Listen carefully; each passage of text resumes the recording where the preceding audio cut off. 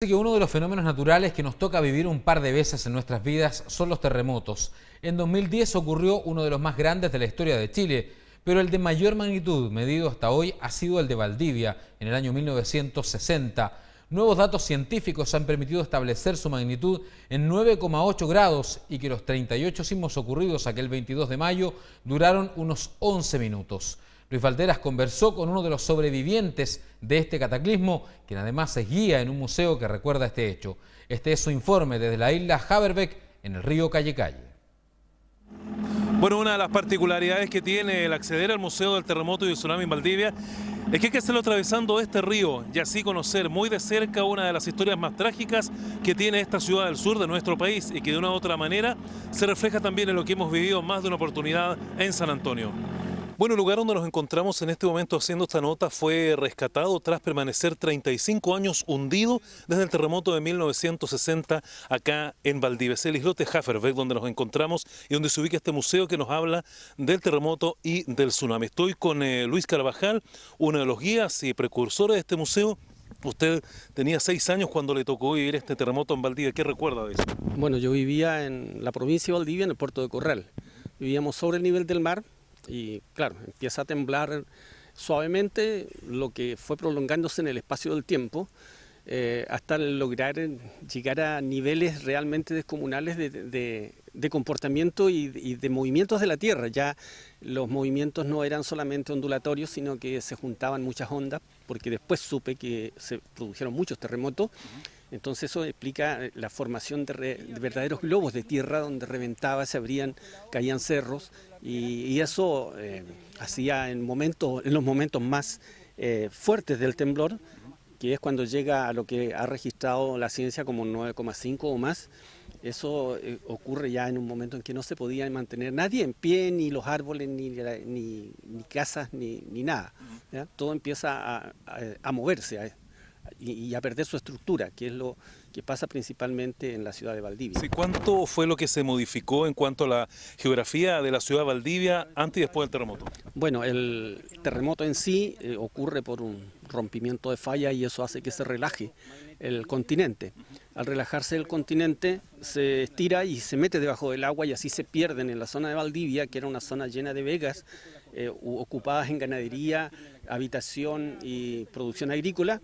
Fueron miles de hectáreas las que se perdieron, que quedaron sumergidas y bueno, hasta la fecha no han vuelto a volver a ser usada para esos menesteres, salvo en las orillas de la costanera donde se rellenaron terreno y se construyó de nuevo. Claro, el islote de Haverbeck donde nos encontramos ahora, por lo menos estamos en la parte que es lo que era conocido como el astillero, reflejo exacto de las construcciones que habían antes del 60, ¿no? Claro, las construcciones eran de muy buena calidad, de hecho acá permanecen todavía los restos de estos muros, que están hechos en bloques. Y lo que vieron ustedes a la entrada, esa torre de agua, que todas permanecen allí todavía. Bueno, parte de la estructura se derrumbó producto de la enormidad del cataclismo, pero aún siguen en pie esos restos. Y así quedaron muchos restos cerca del río que a través del tiempo se han ido perdiendo. ¿Qué es lo que podemos encontrar para quienes quieran visitar este museo del terremoto y del tsunami de Valdivia? Bueno, primero que nada la puesta en escena del museo está en este espacio porque aquí quedan vestigios que pueden llevar a la gente, transportarlas en el tiempo hacia esos días cuando Valdivia era una ciudad pujante industrial y económicamente. Y a través de su imaginación viajan hacia allá. El relato también incluye una parte gráfica donde se muestra el comportamiento de la Tierra, cómo se producen y se originan los maremotos y los terremotos, y después viene una parte en un galpón cerrado donde podemos meternos en todo lo que fue el terremoto de 1960 con todas sus consecuencias, con su historia, con la ruptura de su arquitectura y al final del recorrido hay un espacio donde hacemos una reflexión y entregamos ciertos parámetros para la autoeducación que sería la respuesta frente a los desastres. No solamente en terremoto y maremoto, sino puede ser en cualquier tipo de desastre. Entonces esa parte educativa ayuda a que las personas se autoeduquen. No esperen la educación de un Estado o de un gobierno, porque esa es muy poca, y la educación que realmente a nosotros nos va a llevar a enfrentarnos objetivamente y calmadamente frente a un desastre natural o no natural, va a ser la cultura que nosotros nos originemos ¿ya? En base a un trabajo interior.